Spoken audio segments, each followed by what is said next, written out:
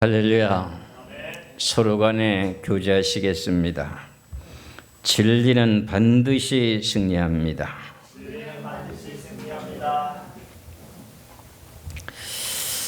오늘 본문의 말씀은 문자 그대로 여러분들이 받아들이고 믿으시면 참 좋겠습니다.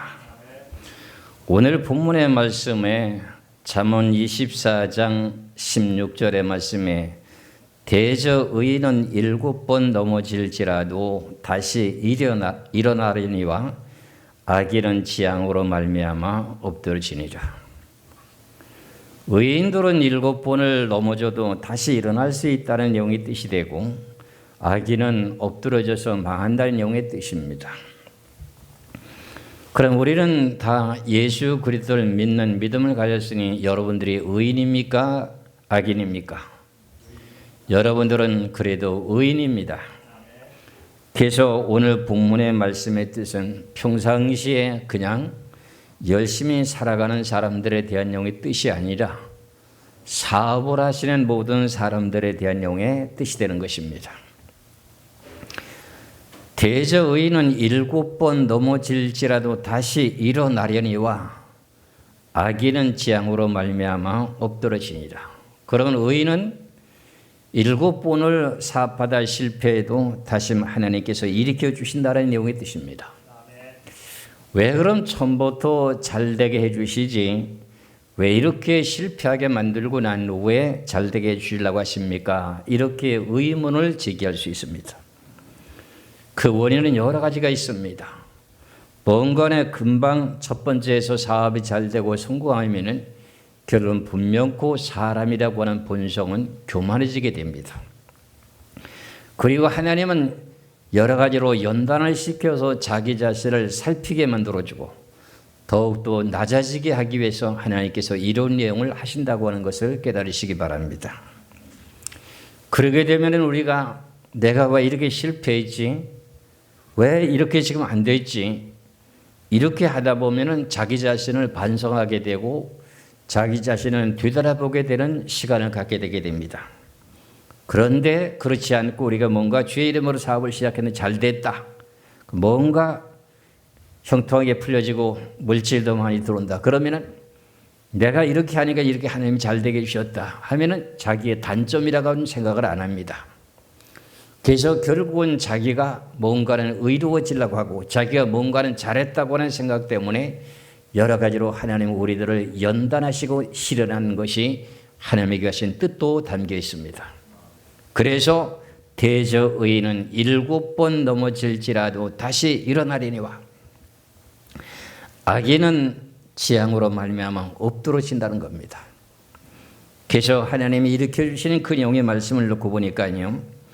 시편의 37편 23절에서 25절까지 말씀을 보면은 하나님께서 이제 우리를 붙들어서 일으켜 세운다는 겁니다. 그러니까 이 내용의 말씀과 연결시켜서 보면은 앞서서 말씀드린 내용과 마찬가지로 우리가 쓰러지고 넘어지고 지쳐서 내 힘으로 도저히 할 수 없을 때 그때서 하나님이 손을 잡고 일으켜 주신다는 내용의 뜻이 시편 37편 23절에서 25절에 보면 기록이 되어 있습니다.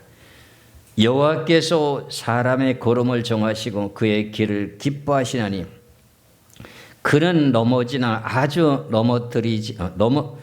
엎드러지지 아니하면 여호와께서 그의 손으로 붙드심이로다. 내가 어려서부터 늙기까지 의인이 버림을 당하거나 그의 자손이 걸식함을 보지 못했도다. 하나님께서 우리들에게 어떻게 넘어진다고 하지도 아주 넘어지게 하지 않는다는 거예요. 왜? 주님을 믿는 믿음을 갖고 있으니까. 그래서 여호와께서는 그 손을 붙드시고 이렇게 주신다는 거예요. 그게 뭐예요? 오늘 본문의 말씀과 마찬가지로 의인은 7번 넘어질지라도 다시 일어나려니와 그래요. 이래서 여러분들이 무슨 일을 한다 할지라도 그 내용이 한 번에서 안 되고 두 번에서 안 된다고 포기하면은 안 된다는 내용이 뜻이 되는 것입니다. 이래서 우리는 끝까지 인내하는 믿음을 가지고 앞서 말씀드린 바와 마찬가지로 내가 왜 이렇게 안 됐을까? 이 사업이 왜 잘 됐을 텐데 안 됐을까? 그러면 안 되게 되면 원인을 분석하게 되죠. 그리고 그 다음에 누구를 바라보게 됩니까? 자기 자신을 바라보게 됩니다. 아, 이것 때문에 내가 하나님께서 나를 이렇게 연단시키려고 그래서 나를 갖다 이렇게 실패하게 만들었구나 하는 것을 깨닫게 되면 여러분들은 어떻게 될까요? 여러분들은 돈을 많이 버는 것을 원하십니까? 아니면 알맞게 버는 걸 원하십니까? 하나님은 많이 버는 걸 원하지는 않습니다. 알맞게 버는 걸 원하는데 돈을 많이 버는 것만큼에 대한 돈을 쓸 줄 아는 사람에게 또 많이 주십니다.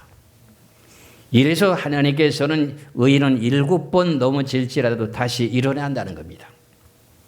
그래서 여러분들이 어린아이에게 칼을 주면은 칼을 제대로 쓸 수가 있을까요? 자기 자신이 앞으로 막 휘둘르다 보면은 부모님까지도 상처에 입히게 되고 자기 자신도 상처를 내게 됩니다. 모든 것을 지금 어떻게 해요? 사고를 치기가 쉽습니다. 그와 마찬가지로 하나님 여러분들이 돈을 벌어서 돈의 물질에 빠지면 하나님께서 뭐예요? 물질이라고 하는 돈이 일만하게 죄악의 뿌리라고 되어 있거든요. 그런 자리에 들어가지 않기를 원하는 것이 하나님의 뜻입니다. 그렇기 때문에 여러분들을 갖다가 7번씩이나 불못불에 집어넣어서 연단해가지고 바른 자리에 세우기 위한 하나님의 뜻이 담겨있다고 하는 것을 제가 그래서 말씀드린 것입니다. 그래서 욥기서 5장 19절의 말씀도 보시면은 욥기서 5장 19절의 말씀을 보겠습니다. 6가지 환난에서 너를 구원하시며 7가지 환난에서도 그 재앙이 네게 미치지 않게 하시며 그랬어요. 6가지의 환난이 너에게 임한다 할지라도 내가 너를 구원시킨다. 이게 이제 사업과는 조금 다른 용어입니다만 하나님의 자녀는 망하지도 않게 하고 멸망받지도 않게 한다는 뜻입니다. 그러니까 우리들에게 7가지 환난에서도 그 재앙이 네게 미치지 못하게 하나님이 보호해 주신다는 거예요.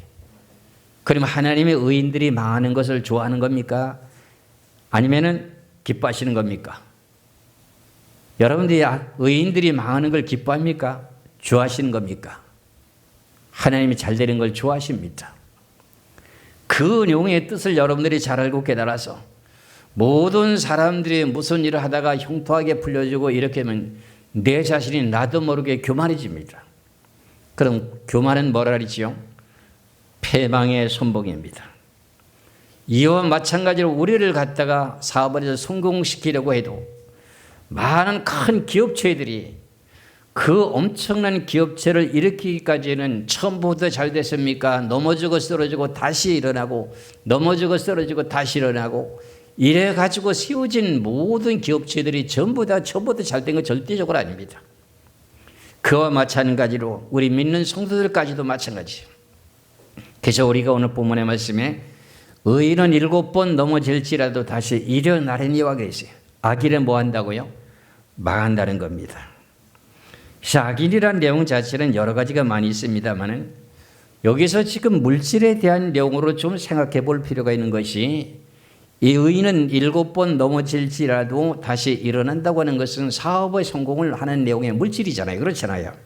그럼 악인이라고 하는 내용 자체는 물질을 가지고 악하게 사는 사람들을 보고 말하는 겁니다. 이것을 갖다가 시편의 109편 11절의 말씀을 보면은 여러분들 구리대금업자라고 하는 소리를 들어보신 적이 있는지요? 성경에도 구리대금업이라고 하는 내용 자체를 성경에서 지적하고 있는데 그 사람들은 망하게 됩니다. 시편의 109편 11절에 구리대금하는 자가 그의 소유를 다 빼앗게 하시며 그의 수고한 것을 낯선 사람이 탈취하게 하시며 그랬어요. 이게 뭐냐? 오늘 본문에서 말씀하신 내용과 마찬가지로 악인은 지향으로 말미암아 엎드러진다. 그러니까 우리는 선을 행해야 될까요? 아니면 악인의 방법을 택해야 될까요? 선을 택하는 방법을 해야 됩니다. 그래서 우리가 성경에서 사업하시는 모든 내용 가운데 가장 중요한 내용을 우리가 잘 알고 있는 잠언서 16장 1절에서부터 3절까지 말씀을 보면은 성경에서 그 내용을 잘 설명하고 있습니다. 잠언서 16장 1절에서 3절까지 말씀을 봅니다. 마음의 경영은 사람에게 있어도 말의 응답은 여호와께로부터 나오느니라. 사람의 행위가 자기 보기에는 모두 깨끗하여도 여호와는 심령을 감찰하시느니라. 너의 행사를 여호와께 맡기라. 그리하면 네가 경영하려는 것이 이루어지리라. 오늘 의인은 7번 넘어질지라도 다시 일어나려니와 하는 내용 가운데 그거와 연관되어 있는 내용이 그 사업을 하는 그 모든 일에 모든 것을 여호와께 맡기는가, 내가 어떤 경험과 체험과 기술과 그 모든 것을 가지고 내가 해보려고 했던 거 하는 내용을 뒤돌아보게 되는 거죠. 이해가 가십니까? 그래서 잠언 16장 1절 3절에 1절 다시 마음의 경영은 사람에게 있어도 사람이 어떻게 무슨 사업을 한다면 이렇게 내가 할 거야. 이렇게 하면 분명히 사업이 성공할 거야. 돈을 얼마 정도 벌 수 있을 거야. 하는 그 모든 내용은 마음의 경영은 사람에게 있어도 말의 응답은 어디에 있다는 거예요? 하나님께 달려 있다는 거예요. 이 내용의 말씀을 우리가 지나간 말씀으로 보지 마시고 이런 내용의 말씀을 내가 개업하는 사람들에게 가서 수없이 얘기했습니다. 근데 이게 실천이 잘 안 됩니다. 이 내용의 말씀은 뜻대로 되면 하나님께서 역사하시고 하나님 경영하십니다. 그래서 우리는 인간의 방법대로 하려고 모든 걸 하기 때문에 문제가 생긴 거지요. 그래서 2절에 보면은 사람의 행위가 자기 보기에는 모두 깨끗하여도 여호와는 심령을 감찰하시느니라. 네가 자신은 올바르다, 믿음이 있다, 깨끗하다 한다 할지라도 네 마음의 심령을 감찰하신 분은 누구라고요? 하나님인 거예요. 이 내용의 말씀이 왜 이렇게 여기 중간에 2절에 끼어 있을까요? 심령을 감찰하신다. 이 내용이 무슨 뜻일까요? 심령이라고 하는 것이 뭡니까? 마음을 말하는 거죠. 그 마음이라는 이거 그럼 네가 사업하는 그걸 나한테 온전하게 맡길 수 있는 믿음이 있느냐 없느냐 그걸 지적하는 겁니다. 그래서 여호와께서는 심령을 감찰한다. 네가 경영을 지금 맨 첫 번의 시작을 여호와께 맡긴다고 해놓고 시작하다 보니 잊어버리고 지멋대로 경영했어요. 그 결과적으로 그 경영이 올바르게 이루어지나요?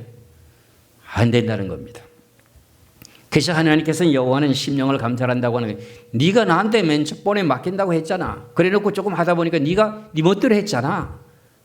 그러니까 한 번 실패하고 두 번 실패, 5, 6, 7번 실패한다 할지라도 네가 그때 와서 깨닫고 나면은 내가 너를 다시 일으켜서 너 자신을 갖다가 바르게 세우고 물질도 줄 것이요 하는 내용이 답이 오늘 본문이에요. 이해가 가십니까? 그래서 잠언 16장 3절에 보면 너의 행사를 여호와께 맡겨. 행사라고 하는 것은 여러분들이 하는 모든 일을 다 하나님 앞에 맡기라는 겁니다. 천지 만물을 창조하신 분이 누구십니까? 사람의 심령을 지으신 분이 누구십니까? 하늘과 땅과 모든 피조물들을 만드신 분이 누구십니까? 하나님입니다. 여러분들의 그 말씀에 답변을 잘 하셨습니다.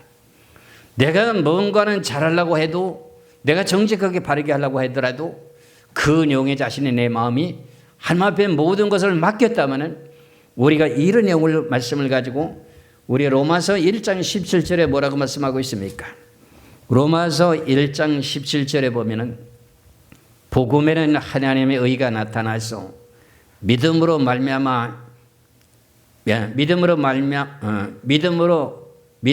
믿음에 이르게 하나니 기록된 바 오직 의인은 믿음으로 말미암아 살리라 함과 같으니 이게 모든 걸 하나님께 맡기고 산 거잖아요. 다시 한번 봅니다. 로마서 1장 17절에 복음에는 하나님의 의가 나타났습니다. 그러면 우리가 의인이 됐다는 겁니다. 그렇지요? 하나님의 의가 나타나서 믿음으로 믿음에 이르게 하나니 믿음으로 의인이 되고 믿음으로 살아가는 말의 뜻이죠. 그렇지요? 그러면서 오직 의인은 무엇으로 살래요? 믿음으로 말미암아 살라는 거야. 누굴 믿고? 천지 만물을 창조하신 여호와 하나님을 믿고 예수 그리스도를 믿는 믿음으로 살아가는 거예요. 그게 뭐예요? 모든 행사를 누구한테 맡기는 거지요? 여호와 하나님께 맡기는 것이 되는 겁니다. 그런데 전부 다 자기 자신이 다 사업을 합니다. 대부분이 다 자기 멋대로 사업합니다. 그러면 넘어질까요? 안 넘어질까요? 한 번 넘어지고 정신을 차리면 두 번째 일어날 것이고, 두 번에서 넘어지면 넘어져서 정신 차리면 세 번째 일으켜 주실 것이고, 세 번째 망하고 넘어지면 정신 차렸으면 다섯 번째 일어날 것인데, 그렇지 못하는 건 계속 반복되게 오늘 본문의 말씀과 마찬가지로 의인은 7번 넘어지려니와 다시 일어나게 한다는 얘기예요. 믿어지십니까? 그래서 우리가 앞서서 말씀드린 잠언 16장 1절에 3절의 말씀을 모든 격려하는 것을 여호와께 맡기면 하나님이 격려하신다는 거야. 그러면 나는 내 생각에는 안 될 것 같은데 하나님께 모든 걸 맡기면 하나님께서 이루어 주십니다. 그 내용의 원인이 뭐냐? 물질이라고 하는 것을 가지면 하나님 욕심이 생기고, 욕심을 가지게 되면 죄를 범하기 때문에 하나님 죄 지는 걸 원치 않습니다. 그렇기 때문에 너에게 물질을 갖다 100억을 주든 1000억을 주든 그 내용의 물질을 의지하지 못하도록 하기 위한 내용의 연단이 필요했던 것입니다. 그래서 욥기 22장 24절에서 28절까지 말씀을 보겠습니다. 욥기 22장 24절에서 28절에 보면은 네 부하를 티끌로 여기고 오빌의 금을 계곡의 돌로 여기라. 그리하면 전능자가 네 부하가 되시며 네 고귀한 은이 되리니 이에 네게 전능자를 기뻐하며 하나님께로 얼굴을 들 것이라. 너는 그에게 기도하겠고 그는 들으실 것이며 너의 소원을 네가 갚으리라. 네가 무엇을 결정하면 이루어질 것이요 네 길이 빛이 비치리로다. 오늘 그 24절의 말씀은 네 부하를 티끌로 여기고 그래. 세상에 티끌을 같이 하찮은 것으로 물질을 여기라는 거예요. 요즘은 만능 모든 물질주의잖아요. 기독교인들의 많은 것 중에 하나가 물질 때문에 많은 겁니다. 그러면서 오빌의 금을 계곡의 돌처럼 여겨라. 금은 부하라고 하는 그 모든 것을 갖다가 세상의 계곡에는 돌처럼 여기라는 거야. 거기에다가 마음을 쓰지 말라, 그런 말의 뜻입니다. 여호와께 맡겨놓고 나한테 물질이 들어온다 할지라도 이걸 어떻게 써야 좋을까? 하나님, 내가 어떻게 이걸 써야 좋겠습니까? 하나님, 선교 사업에 쓰기를 원하십니까? 내 자신의 먹고 마시고 있고 하나님 그 모든 사치 쓰기를 원하십니까? 그런 내용을 생각해 놓고 보니까 너의 부하를 티끌로 여기고 오빌의 금을 계곡에 돌처럼 여기면은 내가 너에게 물질을 갖다 줘도 너는 물질을 가지고 죄를 짓지 않을 것이다. 우리가 소아시아 7교회를 보면은 라우디아 교회라고 하는 7번째 교회가 있습니다. 그 교회는 부유한 교회입니다. 물질이 많습니다. 그런데 하나님께서는 물질 많은 그 내용 때문에 라우디아 교회는 하나님을 의지하는 것이 아니라 물질을 의지했습니다. 그래서 하나님께서는 하나님께서 라우디아 교회 사장에게 뭐라고 해요? 내가 네 입에서 토해내버리겠다. 내 입에서 너를 토해내서 구원받지 못하게 하겠다, 그런 말입니다. 왜? 무엇을 의지하고 있기 때문에? 물질을 의지하고 있기 때문에 그렇습니다. 이해하시겠지요? 그래서 우리가 기도하는 내용들이 여러 가지 종류가 있습니다. 우리가 그 나라 그 일을 위해서 기도하는 것도 있고 내가 필요 적절한 것이 있어 물질을 구하는 기도도 있습니다. 그런데 그 기도가 내가 정욕으로 쓰려고 하나님 앞에 기도하면 하나님 그거 응답 주신대요, 안 주신대요? 하나님 주시지 않는다고 하는 게 성경이야. 야고보서 4장 1절에서 3절까지 말씀을 보시겠습니다. 하나님 나에게 주시는 만큼 내가 살아가겠습니다. 주시는 것만큼 내가 먹고 마시고 살면서 선한 일 하겠습니다. 이렇게 한다면 그 내용의 물질이 나를 따라오지만 결과적으로 우리가 사람이 물질을 따라가면 망하게 됩니다. 야고보서 4장 1절에서 3절입니다. 너희 중에 싸움이 어디로부터 다툼이 어디로부터 나느냐? 너희 지체 중에서 싸우는 정욕으로부터 나는 것이 아니냐? 너희는 욕심을 내어도 얻지 못하며 살인하여도 시기하여도 능히 취하지 못함으로 다투고 싸우는도다. 너희가 얻지 못하면 구하지 아니하기 때문이다. 3절을 잘 보시기 바랍니다. 구하여도 받지 못하면 정욕으로 쓰려고 잘못 구하기 때문이다. 하나님 아버지, 나 차 한 대 사게 돈 주세요. 벤츠 같은 거 좀 좋은 차 사게요. 그럼 하나님께서 그 줄까요? 야, 그런 기도는 내가 안 들어준다는 거예요. 그러면 어떤 영의 뜻은 들어준다는 거죠? 내가 하늘나라 그 나라와 그 일을 위해서 내가 하나님의 뜻을 위해서 지금 필요합니다. 그거 들어줄까요? 그건 들어주시겠죠. 정욕으로 쓰려고 하는 것이 아니고 하나님의 뜻을 위해서 쓰려고 하나님 아버지 물질 주셔야 됩니다. 그럼 그에 대한 물질은 주실까 안 주실까요? 그건 하나님 주십니다. 그 나라 그 일을 위해서 기도하는 그것은 하나님 주시는 것이 성경입니다. 여러분들 살아가는 모든 삶의 생활이 왜 힘들고 고달픈지 아시죠? 여러분들이 살아가는 모든 삶의 생활이 왜 그렇게 힘들고 어려워요? 저도 목회해 보니까 상당히 힘들고 어려워요.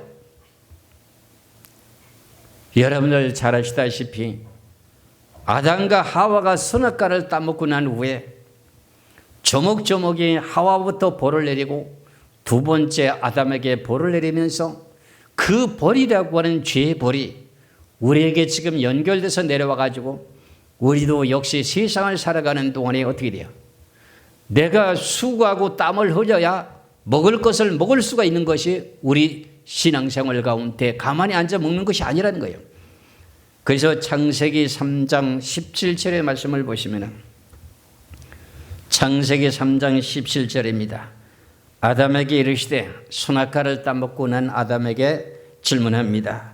아담에게 이르시되 네가 네 아내의 말을 듣고 내가 네게 먹지 말란 나무의 열매를 먹었은즉 땅은 너로 말미암아 저주를 받고 너는 네 평생에 수고하여야 소산을 먹으리라. 우리가 인생을 살아가는 동안에 가만히 두어놓아서 먹고 마시는 그 모든 일이 있습니까? 수고하고 땀 흘리고 수고해야 우리가 먹을 수가 있다는 거예요.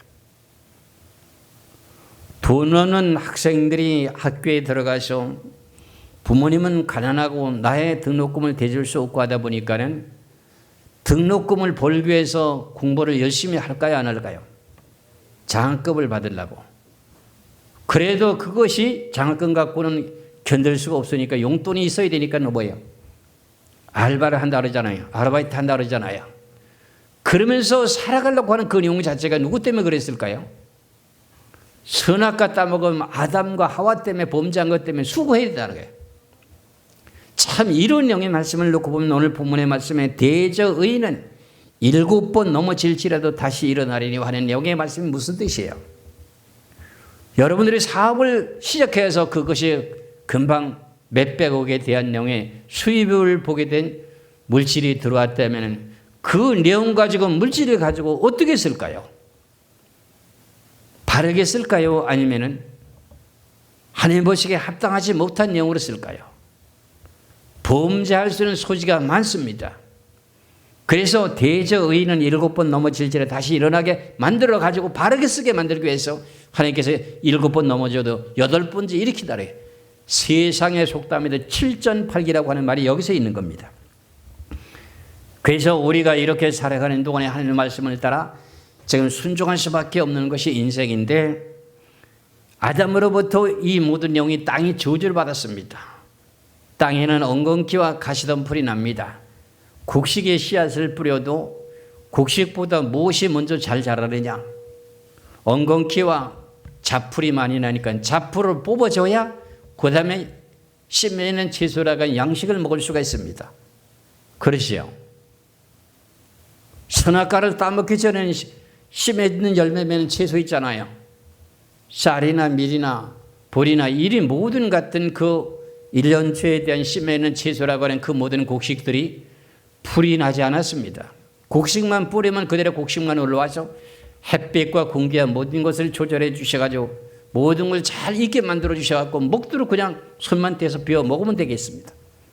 그런데 하나님께서는 땅을 저주해가지고 무슨 일이 벌어졌어요? 땅에 엉겅퀴가 나가지고요. 얼굴에 땀이 흘려도 수고해야 먹도록 해놨어요. 그렇기 때문에 우리는 수고할 수밖에 없는데 그런 내용 가운데 우리는 물질에 얽매여 살다 보면 나도 모르게 하나님이 나를 버린 자식이 돼버리고 온전한 바른 믿음의 자리에 설 수가 없습니다. 그래서 이런 영의 말씀을 우리가 잘 분별하시고 깨달으면서 자기를 낮추는 자리에 들어가시기를 주의 이름으로 축원합니다. 우리가 항상 하나님을 경외하는 그 내용 가운데 복을 받는 내용의 통로가 있습니다. 저나 여러분이나 잘 알고 있는 출애굽기 20장 6절의 말씀을 보면은 이제 하나님의 계명을 지킬 때 하나님께서 우리들에게 무슨 복을 준다고요? 천대까지 복을 준다고 되어 있죠. 하나님 약속을 어기지 못하는 분이라고 했죠. 출애굽기 20장 6절에 보면 나를 사랑하고 내 계명을 지키는 자에게는 천대까지 은혜를 베푸느니라. 여러분들 아무리 돈이 좋아도 오늘도 여러분들이 먹고 마시는 그 모든 생활이 힘들어도 하나님 앞에 올라와서 예배를 드리는 내용의 목적이 뭡니까? 우리가 제일 1차적인 목적은 천국이요. 그다음에 우리는 육신을 가진 몸이기 때문에 살아갈 수 있는 내용에 일용할 양식이 필요하고 물질이 필요하지 않습니까? 그러니까 이렇게 하나님의 계명을 지키는 자에게는 하나님께 천대의 은혜를 베푸되 천대 동안 내려가도록 하나님의 복을 주신다는 거예요. 악인들은 어떻게 한다는 거지요? 3, 4대까지를 가지 못하면 3, 4대를 넘기지 못하는 게 성경입니다. 그래서 우리는 이런 것을 깨달으면서 안식일을 지키는 이 내용이 쉬운 것이 아닙니다. 이런 내용을 우리는 여러 가지로 이제 뭐 욕도 먹어가면서 주일 성수하려고 올라와서 예배를 드리고 그런 내용을 모습을 볼 때 참 하나님이 기뻐하실 것입니다. 그래서 제가 가끔씩 그러잖아요. 오늘 내가 너에게 1억 줄 테니 주일 성수하지 말고 나하고 좀 멀리 좀 놀러 가자. 돈 1억 줄 테니. 그러면 여러분들 어떻게 할까요? 돈 1억 받고 여행 갔다 다음 주부터 성소주일 잘하면 되잖아요. 그런 생각도 들지요. 그럼 하나님은 너는 이제 가로밖에야. 넌 내 자식이 아니요. 이렇게 따돌림을 받게 되면 어떻게 될까요? 그거 회복하는 시간이 얼마나 긴데요. 그래서 우리는 하나님께서 우리에게 약속하신 말씀을 믿는 믿음으로 살아가기 때문에 우리가 아무리 넘어지고 자빠지는 것 같아도 우리를 먹여주시고 입혀주시고 삶의 생활을 지켜보호 주시고 있다는 것을 생각하시길 주의 이름으로 축원합니다. 이사야 58장 13절에서 14절의 말씀을 봅니다.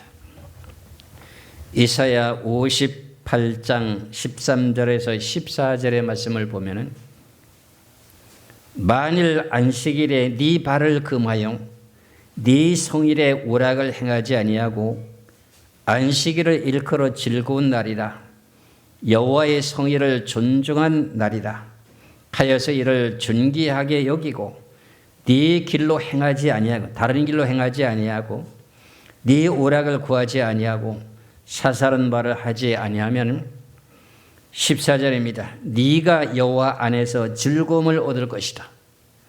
여호와 안에서 즐겁게 살 수 있도록 모든 준비를 해준다는 거예요.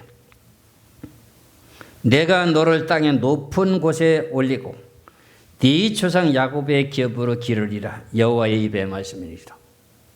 이토록 안식일이라고 하는 주일 성수가 가장 이렇게 중요하다는 내용입니다. 이해하시겠죠? 이래서 안식일을 기억하여 거룩하게 지키라고 하는 내용은 안식일 교회는 꼭 안식일 날을 정해놓고 지키는데 우리는 개신교회는 주의 날을 지키잖아요. 그날은 예수님이 죽은 지 3일 만에 죄와 사망의 법을 이기시고 승리하신 날이기 때문에 그날을 주의 날로 바꿔서 지키는 것입니다. 그날이 결과적으로 진짜 하늘나라 올라가게 되는 안식일이 된 것입니다. 주의 날이. 예수님이 부활하실 그때에 구약의 시대의 자던 성도들의 몸이 많이 일어나서 하늘나라 올라갔잖아요. 그날이 주의 날입니다. 안식 후 첫날이. 이래서 안식일을 대신 우리는 주의 날을 성수하는 것을 이제 대신 성경을 분별하시면서 깨달으시길 주의 이름으로 축원합니다. 그러면서 이제 이 내용의 말씀을 잠언서 22장 4절에서는 여호와를 경외하고 하나님의 계명을 지키는 자에게 거기에 따르는 복이 있다고 했습니다. 그걸 보고 보응이라고 말하게 되는데, 보상이라고 말하게 되는데 그것이 결국은 무엇인지 한번 보시겠어요. 잠언 22장 4절의 말씀을 봅니다. 겸손과 여호와를 경외함의 보상은 재물과 영광과 생명이라. 세 가지 뜻이 포함되어 있습니다. 여호와를 경외함이라고 하는 보상은 뭐예요? 맨 첫 번째 재물, 영광의 나라에 간다는 거, 영광의 자리에 들어가는 것고 생명이라 영원토록 살 수 있다는 겁니다. 이것이 하나님을 사랑하는 계명을 지킬 때 뒤따르게 되는 내용이 이것입니다. 이해가십니까? 그래서 여러분들이 먼 거리를 오면서 그토록 새벽에 애들을 잠을 깨워가지고 차에 태워가지고 와가지고 그저 눈 떨어지자마자 예배를 드리고 그리고 또 예배를 마치고 다시금 내려가면서 다시금 이제 왕복의 천리길을 오면서 예배를 드리러 온 이 모든 내용을 하나님이 차곡차곡 여러분들에게 기록해 놓고 기억하고 계십니다. 그래서 여러분들의 삶의 생활 속에 힘들고 어렵다 할지라도 하나님을 경외하는 그 영의 믿음을 하나님이 너무너무 기뻐하십니다. 이제 넘어지면 고달때 되는 그런 가까운 자리에서 예배드려 놓은 내용과 좀 멀리서 나오는 사람과 차이가 많습니다. 이런 내용도 여러분들이 잘 깨달으시길 주의 이름으로 축원합니다. 그래서 우리는 살아가는 동안에 여러 가지 시험들을 당하게 되는데 그 시험들이라고 하는 내용 자체는 우리가 범죄하는 것 때문에 그래 내 욕심 때문에 탐욕 때문에 벌어지게 되는 내용이 있는데 예수를 믿고 의인이 된 사람들이 온전하게 죄를 짓지 않고 사는 사람이 있을까요? 예수를 믿고 의인이 된 사람들이 죄를 짓지 않고 사는 사람이 있을까요? 성경의 말씀에 전도서 7장 20절에 보면요. 한 사람도 없다는 겁니다. 전도서 7장 20절의 말씀을 보겠습니다. 선을 행하고 전혀 죄를 범하지 아니하는 의인은 세상에 없기 때문이다. 이게 로마서 3장 10절의 말씀을 보고 한 소리가 아닙니다. 전도서 7장 20절의 말씀은 예수 믿는 사람들이 전혀 죄를 안 짓고 사는 의인은 전혀 없다는 거예요. 그게 죄를 질 수밖에 없는 인생이라고 해서 그걸 합리화시켜가지고 죄를 지는 건 그건 안 됩니다. 그래서 결국은 우리가 여러 가지 시험을 만나게 됩니다. 그런데 목사님 나에게 왜 이렇게 시련이 많아요? 왜 이렇게 시험이 많아요? 그러니까 여러분들을 항상 신앙생활하는 사람의 숫자에 따라서 다 시련과 시험받는 그 모든 내용이 다릅니다. 믿음이 자란 신앙, 중간쯤 되는 사람, 어린아이 같은 신앙 각각 다 다릅니다. 그래서 이 모든 시험이라고 하는 시험들은 다 닥치게 되는데 자기에 맞는 분량에 대한 시험이 다 오게 돼 있습니다. 그래서 그런 내용의 시험이라고 하는 것은 하나님께서 본인들의 믿음의 내용의 분량대로 그 시험에서 어떻게 돼요? 우리를 건져내시는 것이 하나님의 뜻입니다. 고린도전서 10장 12절에서 13절의 말씀을 보시겠습니다. 고린도전서 10장 12절에서 13절입니다. 그런즉 손줄로 생각하는 자는 넘어질까 조심하라. 사람이 감당할 시험 밖에는 너에게 당할 것이 없나니 오직 하나님은 미쁘사 너희가 감당하지 못할 시험 당함을 허락하지 아니하시고 시험 당할 쯤에 또한 피할 길을 내사 너희를 능히 감당하게 하시느니라. 나에게 닥치는 시험이 있습니다. 진짜 괴로울 때 있습니다. 진짜 이거 내가 그만두고 팽개치고 말까 할 정도에 대한 내용의 시련이 올 수 있습니다. 그런데 그 모든 내용의 시험에서 어떻게 하나님께서 너를 감당하고 이겨낼 수 있게 만들어 주신다는 겁니다. 그러니까 하나님의 말씀을 기억하고 생각하셔야 됩니다. 인간의 방법과 그 모든 내용을 생각하면 머릿속에 악한 생각만 납니다. 그런데 하나님의 선한 생각의 말씀을 기억하고 생각하면 그래도 소망이 생깁니다. 이런 것을 여러분들이 잘 분별하시고 깨달으셔서 오늘 가장 중요한 내용 가운데 대저 의인은 7번 넘어질지라도 다시 일어난다. 하나님이 일으켜 주신다. 여러 가지 시험을 만나도 어떻게 돼요? 네가 감당할 만큼에 대한 시험 외에는 안 준다는 거예요. 자기 자신들의 그 믿음의 분량대로 해서 시험 들다가 그것을 이겨내고 승리하게 만드는 것이 하나님이라고 하는 것을 믿으시기를 주의 이름으로 축원합니다. 기도하겠습니다.